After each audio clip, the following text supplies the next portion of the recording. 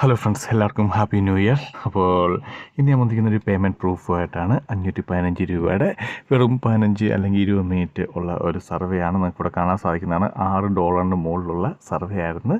CPS research survey ആയിരുന്നു. അപ്പോൾ ഈ $6 മുകളിലുള്ള സർവേ കിട്ടണമെങ്കിൽ നിങ്ങളുടെ ക്വാളിറ്റി സ്കോർ അത്യാവശ്യം നല്ല സ്കോറാണെങ്കിൽ മാത്രമാണ് നിങ്ങൾക്ക് ഇതുപോലത്തെ സർവീസ്, റേറ്റ് കൂടിയ സർവീസ് കിട്ടുകയുള്ളൂ. അവരുടെ സൈറ്റിൽ തന്നെ കൊടുത്തിട്ടുണ്ട്.